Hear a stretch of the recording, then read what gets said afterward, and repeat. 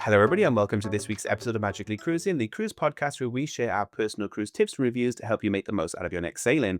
My name's Kieran. I'm an independent travel agent specializing in all things cruise, Disney, and North America, and I'm joined by my fellow co-host. Hi, I'm Sarah, and I'm a travel writer, and I write over at Cruising with Kids, where we share tips and hints to help you get the best out of your next cruise with or without kids.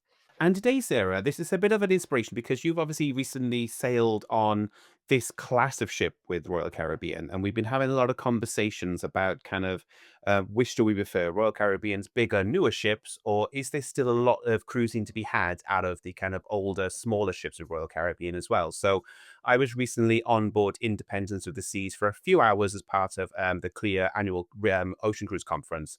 And I finally got to step on board a Freedom class ship, Independence of the Seas. But you've obviously sailed this class and smaller with Royal Caribbean as well. So we thought it would be good to kind of have a chat about the Freedom class in general, but also just to have a chat about basically that of is there still a lot of cruising left to be had from Royal's older, smaller ships? Yeah, definitely, because we've one of the first, it was the second Royal Caribbean ship we went on was Liberty of the Seas, and I'm not sure if Adventure is, but Freedom class ships, and just absolutely that was what sold the brand to me completely. I mean, that was obviously before the days of Oasis class. We recently sailed on Voyager class, which is one step down. But I think what they've done is they've amplified a lot of those ships so that they're more or less the same ship now. So yeah, it's an interesting story, interesting question, isn't it? Because once you see the Oasis class, there's no going back. But then these ships still have a lot to offer. They're amazing. Yeah.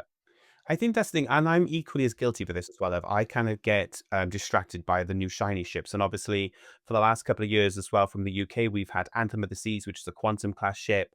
They're obviously pushing the Oasis class ship, whichever one it's been sailing from Barcelona. They're kind of like our core focuses have been historically since I've been a travel agent anyway. But I know Independence used to sail from the UK, and she is a well loved ship for UK fans who maybe, like you say, have fallen in love with Royal for the first time, and they've been clamoring to have her back sailing. And I was a bit kind of naive about like, well, what's the hype at the end of the day? We've had a newer, modern, Mm. larger ship. Why would anybody want an older ship back? Like that's me personally as a preference. And we talk about this thing. There's no right or wrong way of cruising. Everyone's got different opinions. Some people prefer the older ships. Some people prefer the newer ships. So it was quite good for me to get on board and experience kind of that slightly older style of Royal Caribbean where the design is in the two different worlds. There's part of the ship that's in the very modern Royal Caribbean design, and part of the ships that still has that very kind of noughties design and decor choices, which Mm. they're a little bit out of fashion now. But I think there's a certain charm when you see that as well, type of thing. Of when you go to places where you see kind of a lot of that noughties design aesthetic everywhere, kind of finishes and graphic design and things like that. And I kind of maybe it's my age, but I kind of love seeing a little bit of that as well. Mm. Yeah, I suppose I've never really thought of that, but yeah, I've never thought of I suppose Really? then you go, like I mean, you've got obviously Quantum, but then when you go on the Oasis, it's so different with design and but yeah, but then the old ships have got so much to offer, haven't they? But they're not old-fashioned either. They're they're just different. But, like, where some of the, cruise brands are older ships are just, like, out and out groovy.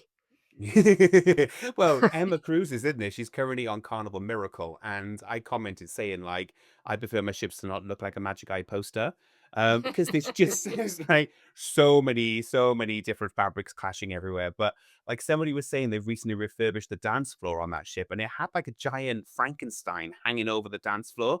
And I was like, in what world is that a normal design choice to have like a Frankenstein marquee character over the dance floor in the nightclub? Like, just bonkers, bonkers. Cruise design isn't bonkers anymore, and I think I'm happier for that Yeah. fact.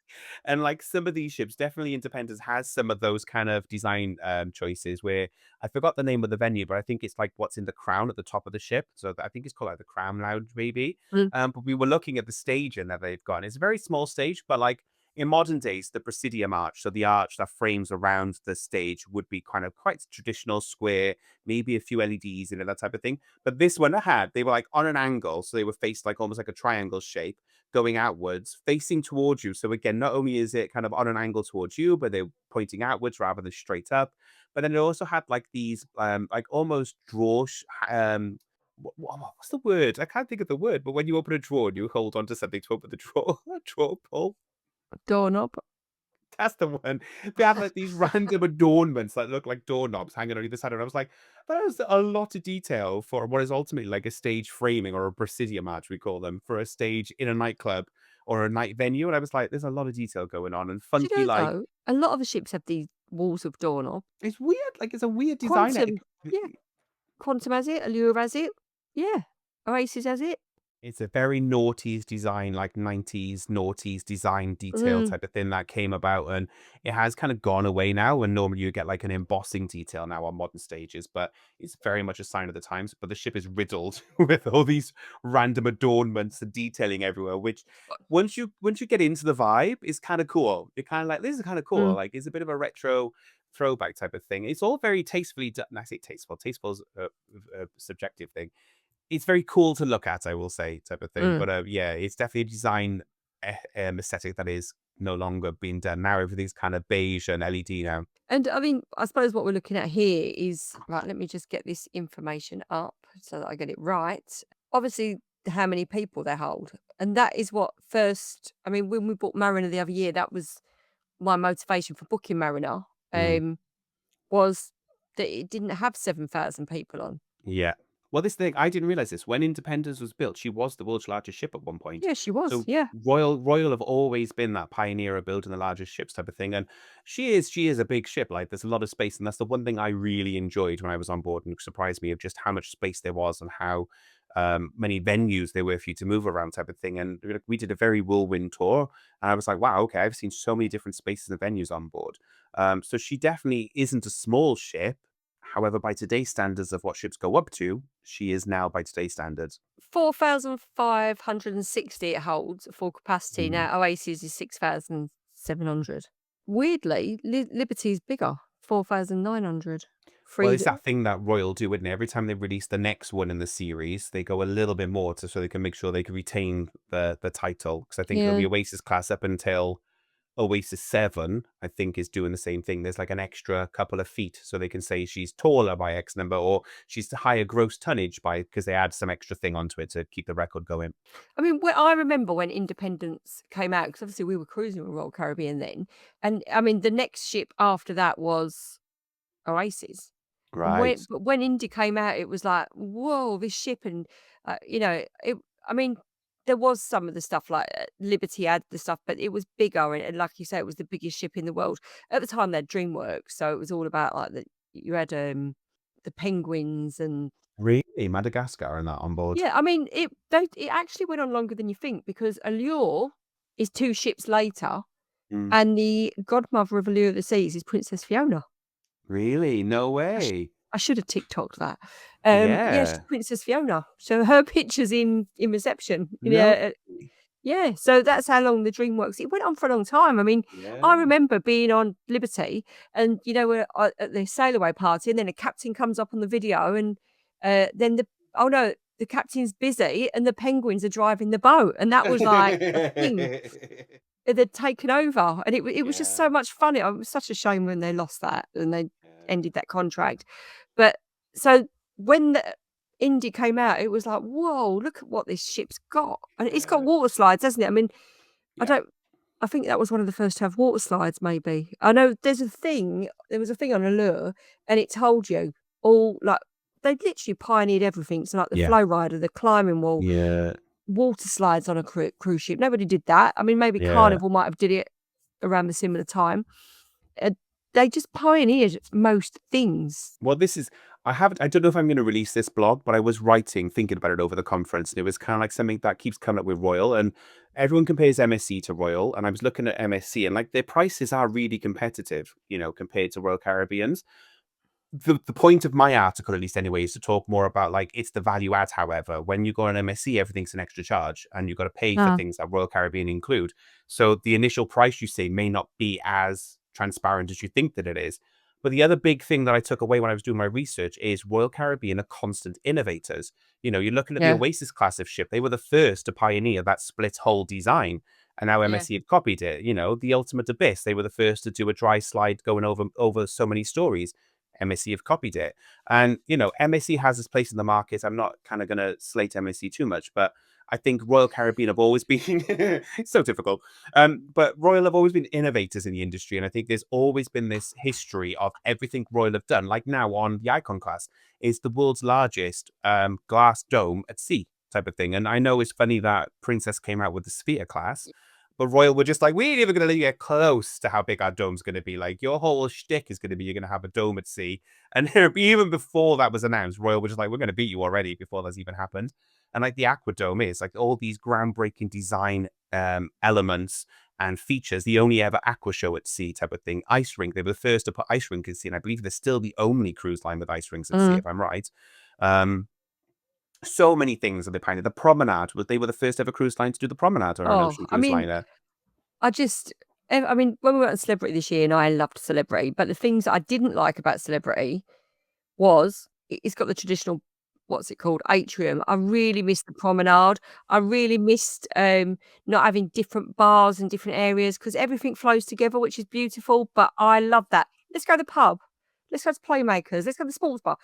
I love that, and I think they do it so well, and they do it on I mean, Mariner has got the tiki bar, which, when they amplified her, they put the tiki bar on. Have they got one of Yeah, those on Independence? no, not that I saw anyway. Not that I remember seeing. I would have remembered if I saw what's it called? Perky Parrot. I would have remembered if I saw that. Pesky. Pesky Parrot? Pesky. Yeah, it's the bamboo room Oh, on okay.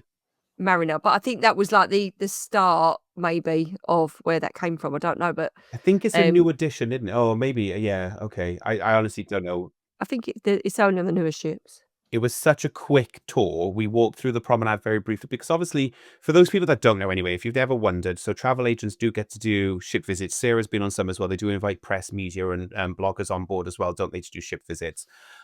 They're always the worst day, and we jokingly between me and Sarah joke about this all the time. Like ship visits are on turnaround days, so you've obviously got the thousands of guests getting off, the thousands of guests getting on, and you're also being hurdled around the ship in the best, most efficient way, so that you're not impacting the guests who are getting on. So you're trying to see the cabins as they're cleaning the cabins before people go into their cabins. And then you go in through the promenade as people are coming on type of thing. So it is chaotic. It's not the best way to see a ship. But for people like us who have to recommend to customers, like, are they going to enjoy the ship? It's always nice to kind of get on board and just see it firsthand. So I saw a lot of venues in a very short space of time. So I don't remember everything I saw. I definitely remember Sorrentos and Vintages because I was like, that's where you'll find me. And I remember Playmakers because we were stuck there getting a bit lost between where to go. So I definitely remember there being a Playmakers because it's outside the casino on this class of ship. So it was in a very interesting spot. And I don't do them anymore because I just find them depressing. Because the first day, I mean, anybody listening, I don't know whether you agree with this, but I find the first day of the ship is just like a bedding in day, and there's like Yeah. chaos, and there's people everywhere and bags, Yeah. and everybody's a bit like purple minions, and it's just weird. It And then, is but definitely. then to get on and go, look at what you could have had, and then get off. I just find it depressing, so I just don't do them because unless I'm either on there for the duration or I ain't getting on that ship. Because I started doing them, and I remember once doing one with the kids, and the whole family went on Navigator with the Seas, and I felt awful bringing the boys off when everybody else yeah. So I'm not doing this again. You Yeah, can't go in the pool. No, you can't go in the pool. We're getting off in a bit. No, we're getting off. yeah, no, so not for me. But it Yeah. is a really good way to see a ship, isn't it? If you can just be Yeah. professional about it, but I can't disconnect my brain from that, and it I think it's upsets good me. to get a feel for a ship. You're never going to really bed in. And we talk about this on like mini cruises as well. There's a lot of people who go on cruises for like the 2, 3 night sailings and they're an expert in that ship or that brand after doing a mini cruise. And yeah, you can get a feel for it. But a true cruise, in my opinion, is 7 nights or more type of thing. That's when the ship really gets its chance to work properly. You get to know the crew. Dinner service works really well. So they're a snapshot. So that's why I'm saying, like, I would never claim to be an expert in this class of ship. I literally got to see part of the ship on the worst day of the week Mm, type of thing. yeah, But it was lovely to kind of just get a feel for it and get a sense of the vibe and finally see kind of how the ship is laid out compared to an Oasis class ship or compared to a Quantum class ship. So I'm really grateful for that opportunity. And it's nice that we have that. But like mm, you, I've stopped doing them. I used to go to all of them. I'd apply for all of them and go on everything. And now I'm a bit like, no, I'm picking the ones that matter to me for the brands that I want to grow my business with. So that's why when I did the conference, that's why I picked Royal Caribbean compared to, I think the other choice was MSC and P&O. So I purposely chose mm. Royal Caribbean because I wanted to experience this ship because it's such a well-loved classic for the UK market. Yeah, and I suppose because, obviously we know that you are always going to book the big and shiny ship, which I Yes. never got. Now I do. Yeah. Um, Yeah. but I mean, things that I love about the older ships. So obviously they've got a really special place in my heart because that's where my kids grew up Yeah. traveling. And we've got so many memories of like, I mean, me and Donna once accosted Gloria the hippo, after a few drinks. I think she was terrified. We were so excited to see her. You can imagine me and Donna giddy after a few cocktails. Anyway, somewhere I have got a photo with Gloria, me and Donna. I find on the big ships the dining. I mean, you know that we do speciality dining where possible. Um, so I find the dining on the big ships is very busy, where it is more intimate on the small ships. And once you bed in, and I mean, we tend to aim for formal night for the lobster and do a few nights in the main dining. The rest we do speciality, but the staff have got they're still busy, but they're not on the edge of a nervous breakdown, which I think, sometimes you look and think they're just so busy and they're just I can't praise the Royal Caribbean staff enough. They're incredible. They work really, really hard, but they've still got to look after probably the same amount of passengers. I don't know. Maybe it's just a more relaxed environment for the. Yeah. Well, it's not as big. So, like, you go on the Oasis class dining rooms. I think it's over like 3 stories, if I remember rightly. It's definitely over more than one anyway. And to be fair to Royal's design, they do such a great job. So you don't see everyone else. You get to kind of you do when you walk in. Obviously, they Mm, want that grand. Wow, this is impressive. Same with this. Like, I walked in and I saw the big chandelier, and you've got the big staircase at the back of the room type of thing. And I was like, this is a really cool dining room. Like, it's a really cool one. So you do get that big impression. But then we all went and sat in the one corner, and because it's all got kind of sound partitioning and it's all kind of, separated off, our group of, say, 200 travel agents didn't feel like a large group because we were all sat in smaller tables in a private little corner of the room type of thing. And I wouldn't have noticed unless I turned around and looked and saw the giant room full of people type of thing. So I yeah. think a lot of ships, even Celebrity, when went on Solstice, yeah, I went on Solstice.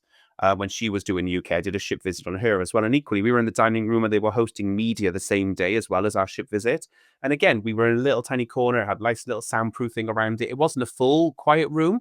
It was just like there was a fake wall basically between us and the rest of Uh, the room. And again, it just felt like a more intimate dining room despite the fact that you look no. over and there are, hundreds and hundreds of tables there. And that's what I love about brunch on Royal Caribbean because you go in, it's never as busy, and you get you order your breakfast. I always have a mimosa at brunch, and it's just lovely and it's really chilled. Do you know what? I think this Princess cruise we're doing in a few months' time, I think I'm going to convince Phil to skip the buffet for breakfast and do a couple of main dining room breakfasts because I normally don't bother, but I think I'm going I just honestly, there's not enough money in the world to pay me to do a buffet breakfast. I to. just hate it. I just phew, why am I'm standing there and in you've got to watch the table and you're getting you I mean, there's nothing wrong with the quality of the food and No. it's not that, it's just that I find it just too like I mean, I think we did it once on Celebrity. We didn't Yeah. even go in it on Really? Allure. Yeah. It's because I don't want to be spoken to until after 11 p.m., 11 a.m. Like, if anyone speaks to me before 11, I'm just like, no, not at all. This isn't the time to speak to me. So the thought of having to communicate with somebody and tell them what I want to eat just does not appeal to me. I just want to turn up Yeah. and then go back to bed. Like, that's all I'm But interested Kieran, in. they're asking you if you want a mimosa. That's what they're asking Well, you. this is why Got to I'm see it thinking through I different may, because I think eyes. I may actually try and. We've got the And I Premier like to just Drinks have package. poached egg on toast. I don't want it loads of bells and whistles. I just want a nice poached egg on toast with some avocado. And you can order that and they do it and it comes and it's all warm at the same Yeah. time. Perfect. So I tell you what put me Gluten-free off, it toast. was because of how long it took on I think it was Disney, and I don't want to badmouth Disney because I love them, but breakfast wasn't a quick affair in the main dining room when we did it the 2 times. I was Mm, very much like I say, I'm not the best in the mornings. I just wanna go in, get fed, go back to my room and freshen up and then get ready for the day. Um, I guess it's the vibe, isn't it? The vibe of the cruise you're going on, whether or not you've yeah. kind of want that luxury in the morning or whether or not, like us, you're sleeping in, you're already late. The last thing you wanna do is go and sit down for an hour and a half breakfast. But that is the beauty of the cafe promenade Mm. because they've always got something for breakfast and you can avoid or you've got the solarium, haven't you? A lot well, d not on these ships, they don't have a Not solarium these ships, cafe, do no. they? What I will say though about the solarium was that it was actually really cool having that solarium space. So Mm, is in a weird location because it's quite far at the back of the ship, but it had like its own pool, its own bar and everything. And I mm, that was when I went, I would happily book this. As soon as I saw the solarium, I was like, this is the adult only area space. This is really cool because the pool's quite big. There's a lot of seating areas both in the Mm. shade and in the sun, and that bar looks massive. Like I could see Yeah. myself spending a lot of time here, type of thing, and it's just not far to walk then as well to either Sprinkles or the ice creams station. Which, honestly, I eat so much free serve ice cream. I'm terrible, but also quickly then to get to Windjammer as well, which we didn't get to go into Mm. because it was too busy and we were too big a group to eat in Windjammer. Um, but again, short walk back and forth the two type of thing. And I remember that's what I loved about when I was on the Disney Fantasy as well. It's the same layout. You've got Yeah. that amazing space for the adult only on the same pool deck though as Mm. where like the Yeah. Windjammer is and all that type of stuff. So I was like, I could actually see myself happily sailing this ship quite a lot because it has the type of outdoor space that I personally love on a ship. Yeah, and I do love that bar because, I mean, I don't think on Mariner, well, it was a Dungeons& and Dragons Was conference it? on there as Oh well. right. I thought you were gonna say theme, but I was like, what? Just having this No. giant No, dragon. but you can imagine, can't you, like, all the Dungeons& and Dragons people. I mean, to be fair, they were fun because they were, like, all a different colour hair, and they were all a bit different, and they were all really nice. But they sort of domineered that poor bit. Right. But then we were off and doing stuff and busy, but we did sit round that bar quite a bit, and it was nice. And obviously, it doesn't get as busy because you've got most people have got, oh, a lot of the people have got kids, so they're around the other pool Yeah. bar watching their Yeah, but kids. yeah, So, because even that bar though, I forgot what it was called. Is it the Ice Bar or what's it called? I got pictures. The one that overlooks the main family pool, at least anyway. mm, That looked like a really cool spot actually, and I quite like the fact that it was quite raised up, so that if you are a family with kids, you can actually keep an eye on your kids quite easily, because you could sit in that tiered area because the bar is above the level of the pool type of thing. So I can imagine again, there'd probably be those families that carve out this space and never leave that bar at all because it looks cool. and then you've got the Wipeout bar at the back as well. And again, it's that I love an outside bar, Yeah. and that's what I really didn't like about the Quantum class. It's like Yes. it's all inside.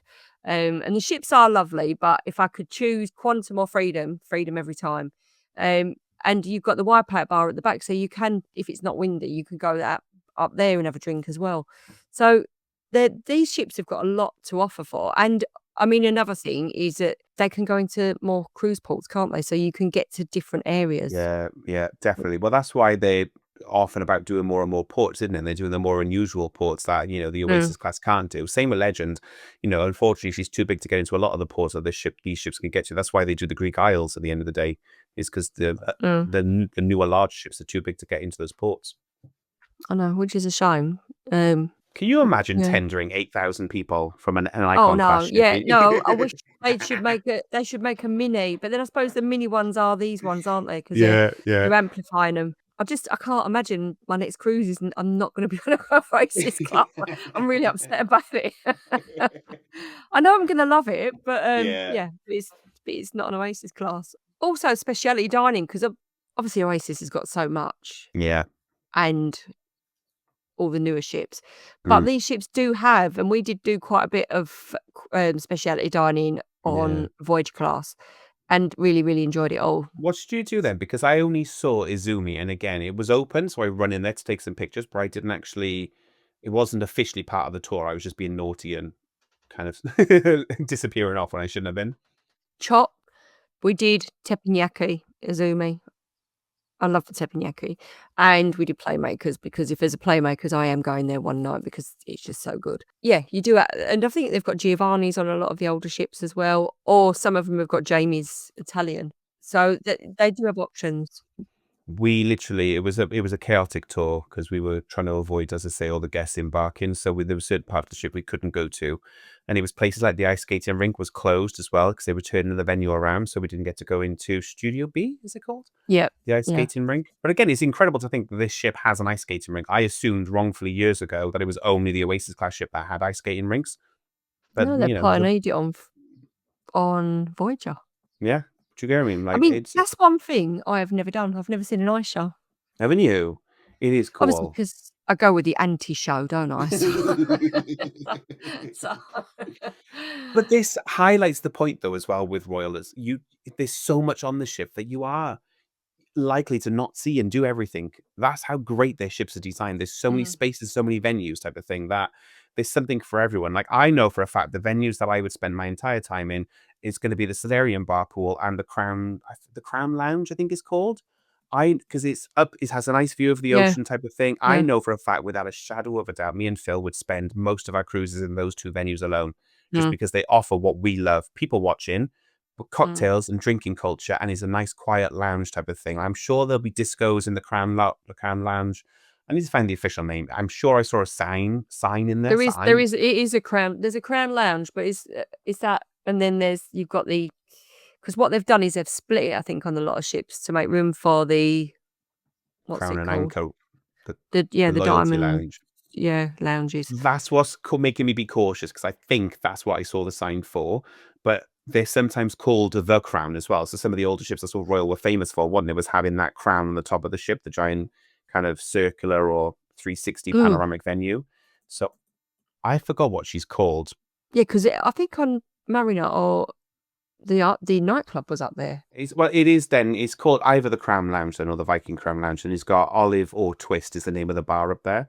Yeah. And then equally they have the Diamond Club Lounge and then also the Sweet Lounge as well. But it's in they used to be lovingly referred to as the Crowns basically. So it was obviously a hallmark of Royal Caribbean ships of having these kind of plonked on the top of the ship, the almost panoramic bars type of thing. I know for a fact from when we've been on other ships that have had maybe more crow's nests at the front of the ship. We've spent our lives sat in those bars drinking cocktails or having a coffee in the daytime type of thing. So I know for a fact I would love that space. Just such a cool Mm. space to kind of watch and panoramically watch the ship and the destinations you're in.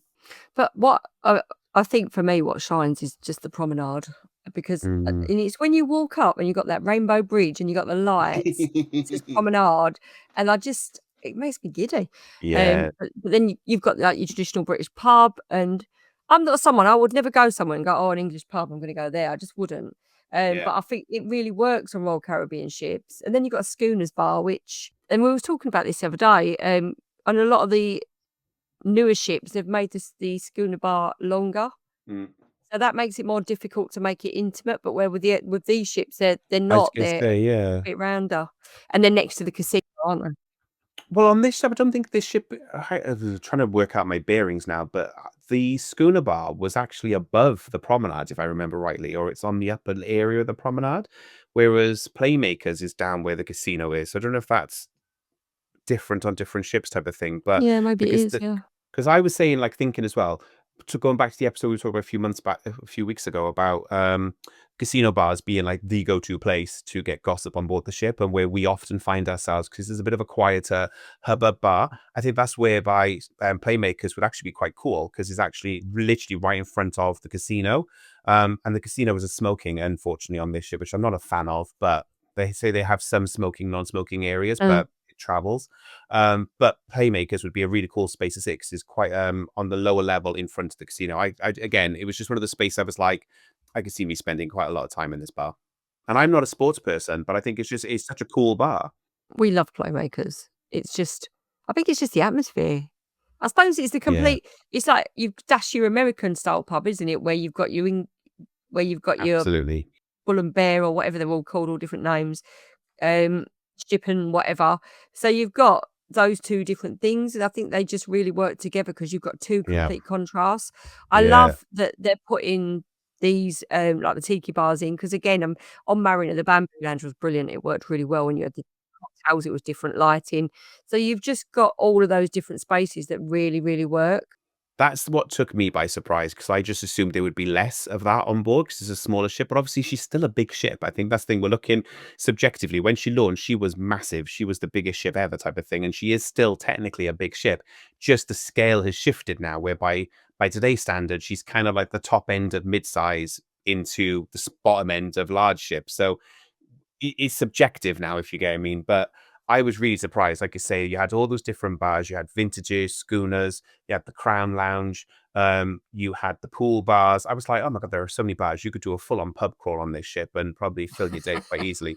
Which I love that though. It's great because you can follow the vibe and the atmosphere. Like, if it's nice and warm outside, you're probably going to be in the pool bars, aren't you? Kind of enjoying the Yeah. sunset type of thing, enjoying the warm weather. As it gets a bit colder, you pop downstairs probably to see what the casino bar's doing and what Uh, the inside bars are doing, and then probably the end of the night back up into the lounge bar type of thing because that's probably where they're going to have some sort of disco or bit of live music playing. Like, just great that you have that throughout the evening. You're not in the lounge and that's it. I think that was our aim on Halloween. We'd said we'd do a pub crawl, so we started in Playmakers. we did vintages, and then we ended up on the promenade, and I don't know what happened then because we just didn't. But Absorbed into the atmosphere. yeah, but we have decided what we're doing this year. Can't What wait. was this your Halloween costume? As the Flintstones. I love the fact that it's May and you've already planned out your Halloween costume. Like, Can't wait. It's gonna be really good. So I'm gonna be Betty Rubble. yeah, I can see it. I can see it. It's gonna be a lot of fun. Donna's typical Wilma, isn't she? It's brilliant. And Darren, Fred. Can't wait.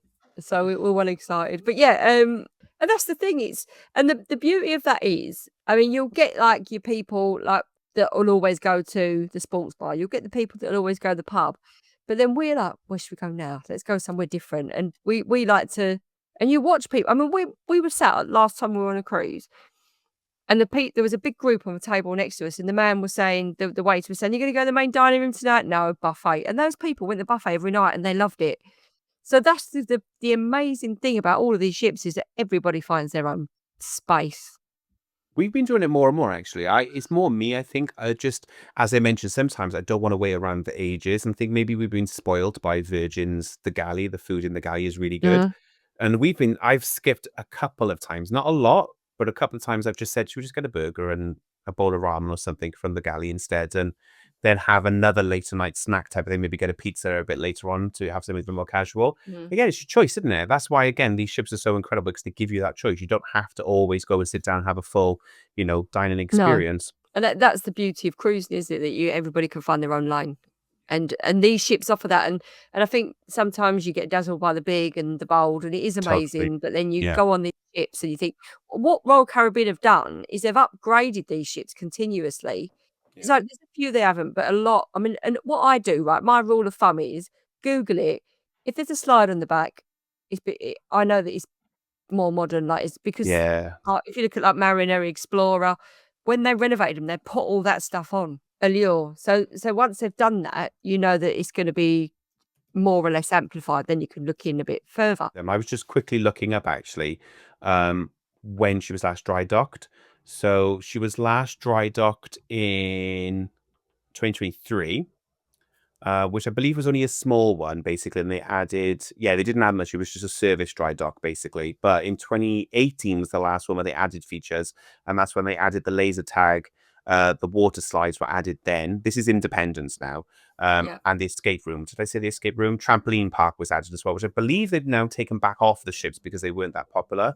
Her next dry dock is scheduled for 2028. And again, obviously it's too early, but they haven't announced if they're going to amplify or innovator perhaps, but she's not long been dry docked anyway. And as you say with Royal, they're very good at just constantly innovating and changing things. And I will say that's some venues do look really modern. Like the cruise next area looks very modern. It looks like you could be on Utopia of the Seas, brand new type of mm, thing. Same with the sweet shop. It looks exactly like the brand new sweet shop on board some of the newer ships. So some of that kind of like noughties design is in some parts of the ship, and then other parts of the ship have kind of the more modern Royal Caribbean design on board. But I think I quite like that. I think that's the Royal Caribbean hug, and we were all talking about it when you mm, get on board. You get on board, you're like, I know I'm on a Royal ship straight away without yeah. any shadow of a doubt. Even if it's an old style from a kind of decor choice, you were straight away like, this is a Royal Caribbean ship without a shadow of a doubt. So you would cruise on one now. Oh, Now you've been totally. on one. Absolutely, yeah. It totally changed my mind. And the thing about it, I'll say, is the rates are not really good. The rates are good compared to like the newer ships. The newer ships obviously have a premium because they're new and shiny, and they know that that's the ships that the marketing's going to gravitate towards. But it's now made me rethink whether or not I would consider one of these smaller ships. I say smaller, mid-sized ships. And I think if the price is right and the season works out, I am fully booked for next year. I cannot fit in another cruise if I tried next year. Well, I'm sure I can, but um, there's a couple more on my shopping basket at the moment. But I definitely would now consider definitely going on one of the Royal's older ships and the mid-sized ships Mm. because there's a lot of charm and a lot of amazing venues. And I think you can't get away from the fact that you will have that incredible Royal Caribbean time, which is regardless of the shape or size of the ship. That's the core experience. It's weird, isn't it? Because it's like you talk, like we'd say, we'd never go back to the same result repeatedly. Like apart from Mykonos, we did twice, Yeah. but we just wouldn't do it. And yet you go on Royal Caribbean and you're going on all the different ships because they've got Yeah. all the different. But it's sort of the same but a little bit different, but then it's where you go, isn't it? You're getting off at different ports as well, so I think that's Yeah, absolutely. and then obviously now you've got that blooming thing in the app, that's dangerous. Whoa, you can book direct to the app. No, where you go on and you go on your profile and you get stickers, don't you, for your ship? Oh, yeah, when you complete the fleet. Yeah. So you do know that Donna's, like, sat looking through that thinking, "Right, Is what have I she? got missing?" No, I don't What's know, missing? probably. Got it like Pokemon, gotta collect them all. Yeah, They do probably. have a port now as well, don't they? So every time you call it a port, you get a sticker for that port as well. So a lot of people are comparing, like, the number of times they've been to each port as well with Royal Caribbean. Do you know what, though? Mine doesn't work on that because I haven't got Mexico, and I've been to Mexico. Yeah, Really? so mine doesn't Caribbean oh, no, I've got Caribbean. So I haven't got Bahamas. No? I haven't got Mexico. So there's quite a few I've Yeah. so yeah, they've missed that off. I'm gonna Unless email it's and time say, for now, but I've seen some people, yeah, I'm sure there's an email. I'm sure if you email Crown and Anchor, I'm sure they'll be "No, able I to. mean, I'm not gonna lose sleep over having stickers missing off the page. I've only See, got I 3 wouldn't until stickers." somebody's in a Facebook group bragging about it. Then all of a sudden, the petty competitive side of me kicks off, and I'm like, "Oh, I need to fix this problem. I need my badge." Yeah. But you know what? I love Italy. I don't care. I just I we were talking about this before we came on, weren't we? I mean, Mm, I could go to do that main route every year, and I wouldn't repeat what I did in yeah. port because it's so much to do. Well, this is the thing that I will say about these ships, like this ship and the kind of Voyager of the Seas, which I think has been over. I don't know if it's over this year, but Rasputin, all these ships, they go to really unique and cool places that the No, Oasis no. and the Odyssey class, the Quantum class can't go to. And I think that's where these all of a sudden become worth looking at, if you get what I mean. Of now that I know for a fact as well, you're still going to have that same incredible Royal Caribbean time, but you're going to get to go to really cool, unusual ports. Like I know Explorer last year was going up to like Iceland, which is not a port that you would consider with Royal Caribbean typically because the main headline ships don't go there. But the fact that you can go off and do kind of ports like Iceland, you can go off and do some of the smaller ports in the Greek Isles on some of the older ships. I think it's Mm, actually put it back on my like, well, actually, mm, that's worth considering. And when you look at the price point as well of some of these ships, mm. it becomes a really good contender. Like I had a customer who did the transatlantic from I think it was Galveston. I should know this off the top of my head. To back to Europe, and she paid us a solo and an inside cabin just over £1,000 for a 14-night Mm, transatlantic cruise type of thing. Which again, incredible value for money on these some of mm. these smaller ships or the older ships. Yeah, I mean, our transatlantic this year was a bargain, real Mm. bargain. But you just got to book them early, haven't you? You do, yeah, yeah. Because they go. And same Caribbean though as well. They've got some fantastic options, sorry, in the Caribbean as well. Sailing maybe to some of the islands that, the Icon and Star of the Seas won't go to because the ships can't get into it or they're not able to handle that many. Like there's only so many times you can go to Nassau, but some of the smaller ships will go to the more, southern Caribbean islands. You're going to get a more port intensive itinerary, and we should probably touch upon this in this episode, but obviously there's the rumor about the new Explorer class, I think is dubbed loosely. So the next class of ship, obviously they're announced they're building Oasis 7. And I think they've got another two more, at least, Icon class ships on order. But they Right, have talked about early stages of they're going to build another smaller class of ship. Now, I want to preface this of the rumors that I've heard and the press releases I've read. It's not a small class. I think a lot of people are thinking it's going to replace the Voyager class. Is not. It's more replacing the Freedom class, or not replacing. It's in that category. So it's around about the 3.8 to 4,000 people. So smaller, definitely than Icon and Oasis class, and smaller than Quantum, even dare I say. But I think it's more in this bracket. It's in the Freedom class. So I think that'll actually be quite exciting to see them do that mid-sized ship that I love. I love a mid-sized ship actually, but do it in the modern Royal Caribbean style. I think that'd be quite cool and exciting to look forward to. because there is a whole market of people. I mean, obviously all the Oasis and what's it called, Icon, um, they're very much like and it's attracting a massive new to cruise audience. But then there's that core 100%, yeah. audience that just don't wanna buy into that. They want to stick into their smaller ships, and I get that totally because I was in that camp. So I suppose you've got to keep everybody happy, haven't you? And not every I mean, I was talking to an aunt the other day who cruises all the time, and she said, "I do not wanna go on a ship with kids on." And I was like, "Well, she had 4 of her own, and grandkids." So I just don't get it, and she said, I just don't wanna go on." a Yeah. cruise with kids on. I just don't want to. We don't want to go in the school holidays, but we're happy to go on those ships because Yes. it's nice to see the families. So everybody's got Yeah. a different opinion and a different want It's a funny one, from their isn't it? cruise. Because like Virgin Voyages has become one of my favorite cruise lines by far. Like I think we all know on this podcast how much I love Virgin Voyages, and they are adult only. But it wouldn't put me off booking with someone like Disney or Royal, which are multi-generational and they scream families. It wouldn't put me off. Like it doesn't bother me walking past like the kids splash play and having kids movies on the TV screen. Maybe it's 'cause I'm quite like childish and mind like young at heart. I Mm, love seeing those kids spaces though, and I probably would want to have a go on like the wave rider and do a bit of zip lining and maybe have a go on the rock climbing. Which I love Virgin. I love their tongue in cheek humor. I love the fact that they're a bit provocative. I love that, and that's why they've become one of my favorite cruise lines.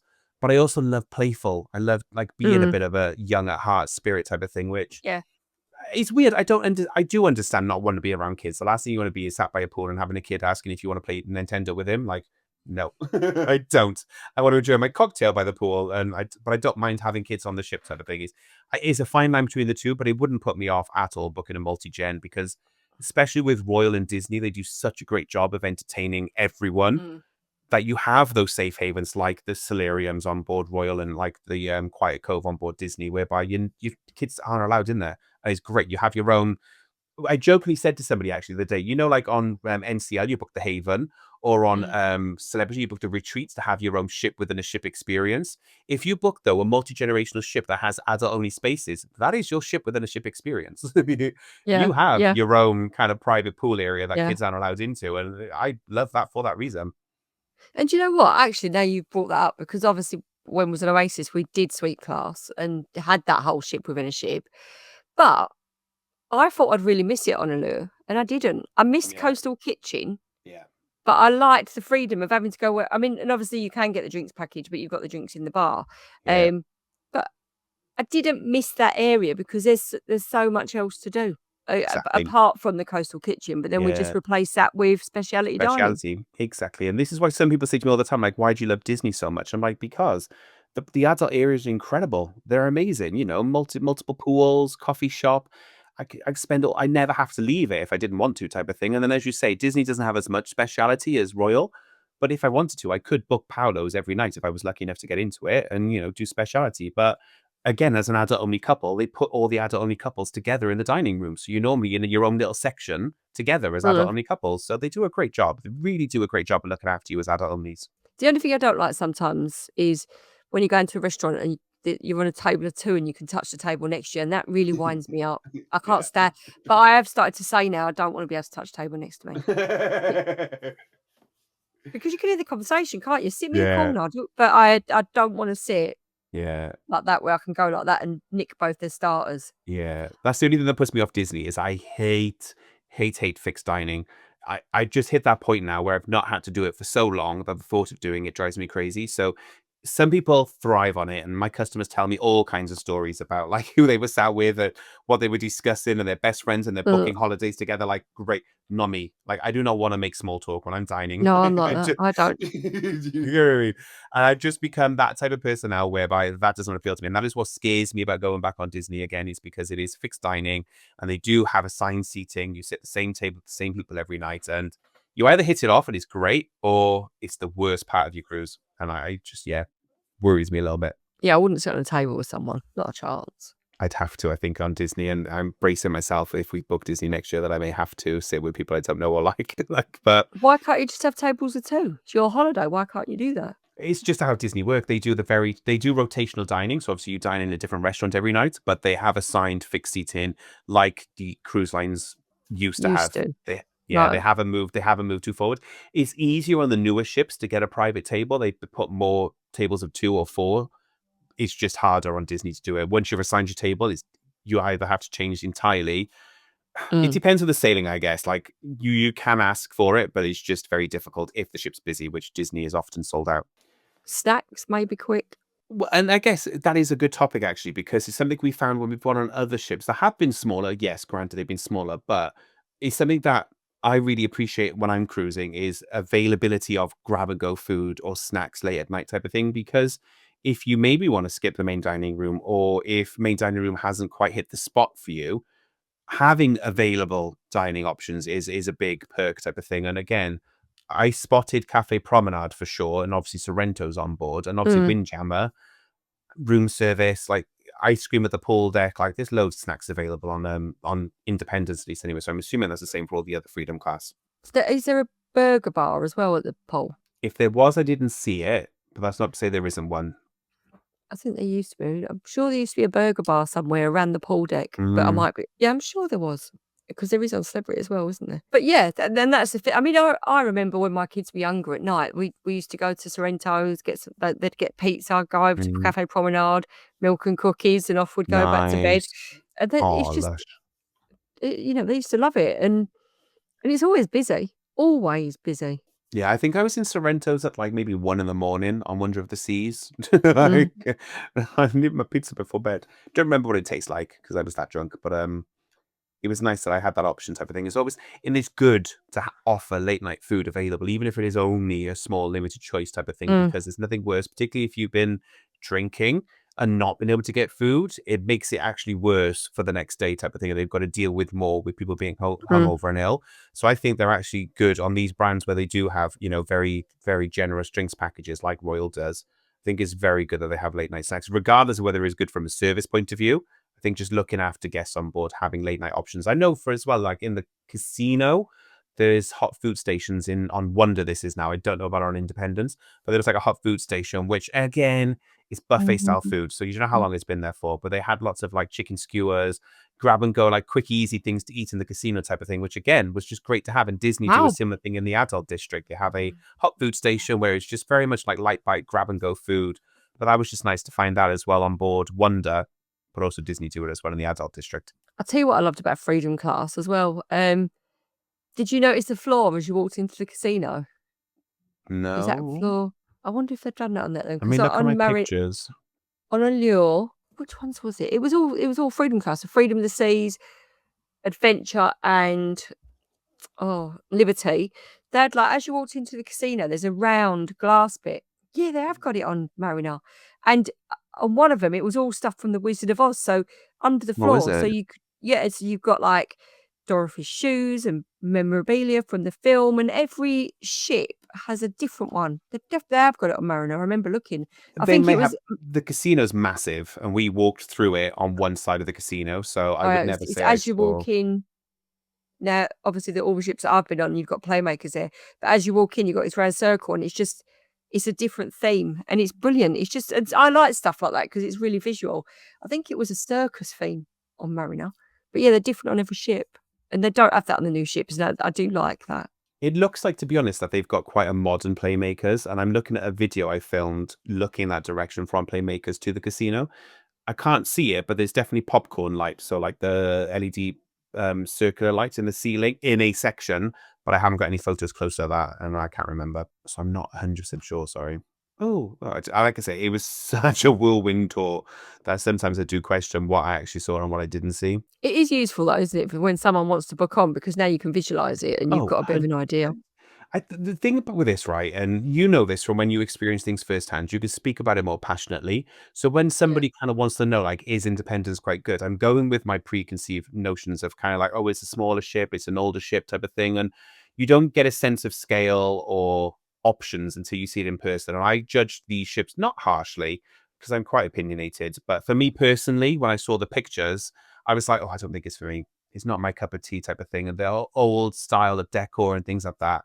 And I like the big ships. I like the modern design choices. I love the new color palette the Royal Caribbean have on the newer fleet type of thing. And Mm, without a shadow of a doubt, I would 100% recommend Independence of the Seas on this class of ship because I know for a fact I found several spots that I would happily spend my day sunbathing, relaxing, but also my evenings drinking, mm. eating on this ship type of thing. And I think that was what it was powerful for me, at least anyway, was to see that I judged this class very, I guess, from my perspective. I've got customer sailing on it, and I've recommended it to customers. Like I know for a fact the Royal Caribbean experience would have shined through anyway.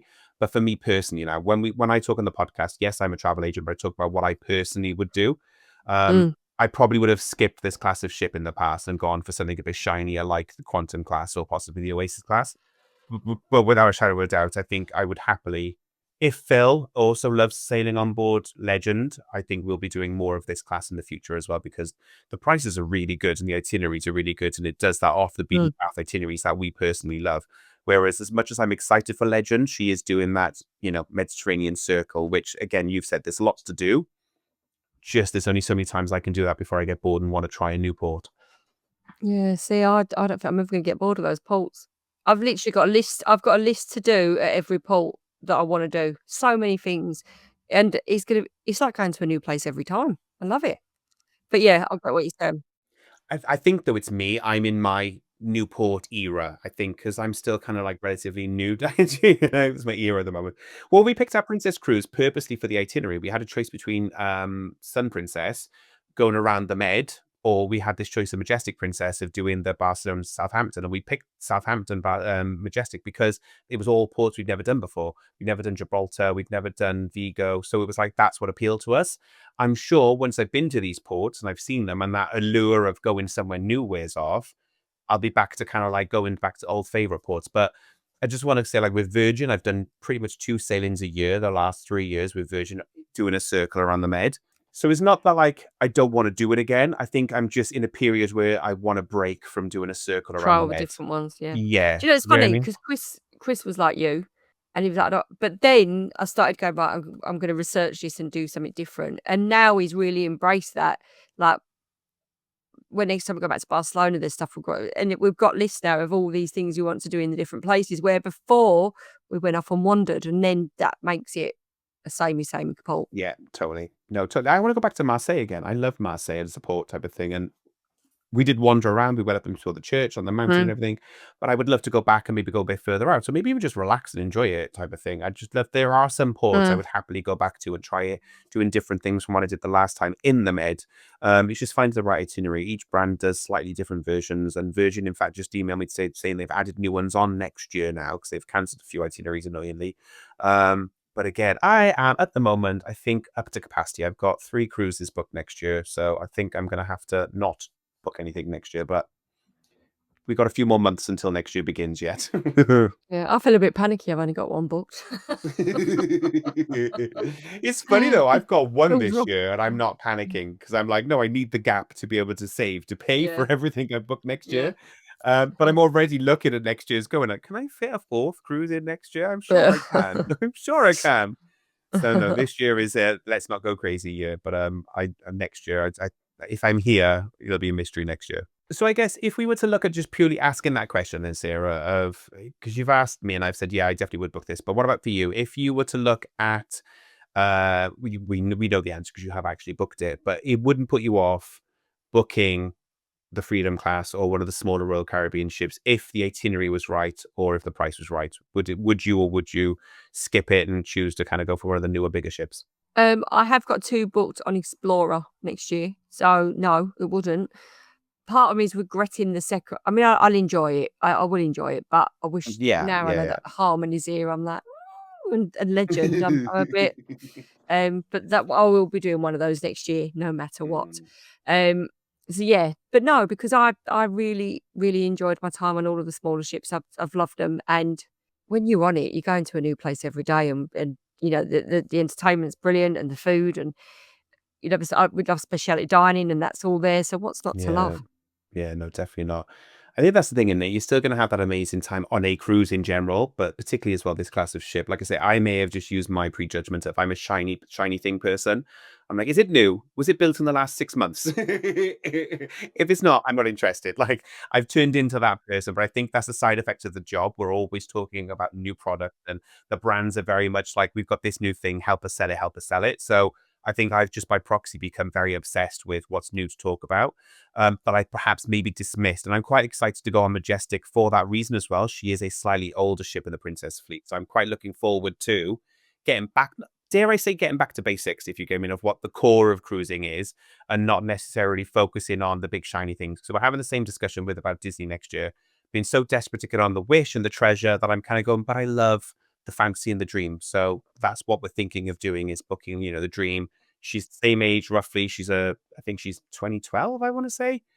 She's a slightly older girl now by today's standards type of thing, but I think I'm falling back in love as well with slightly older, well seasoned, well experienced ships type of thing. So it proves that there's no right or wrong. It's just about what's right for you and what you're Yeah, looking to do and get out of your cruise type of thing.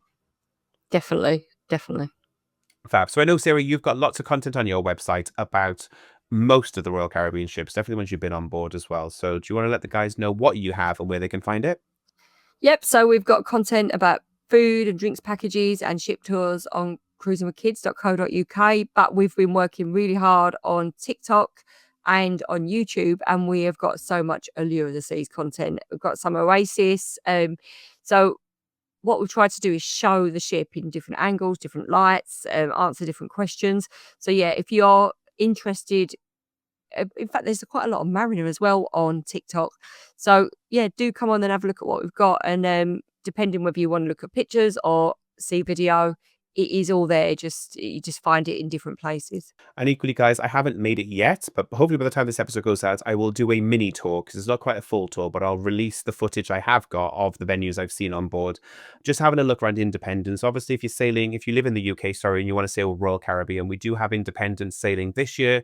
Next year, we have Liberty sailing from Southampton as well. But if you are interested in sailing with Royal Caribbean anywhere in the world, then I definitely would love to help you because I think Royal's an incredible line. You have a fantastic time. But you can find me online anywhere under Magical TRVLR. You can also find my website under magical-traveler.com, and I would definitely love to help you set sail with Royal. Other than that, guys, I hope you've enjoyed this, and we'll see you on the next one. Take care. Bye. Bye.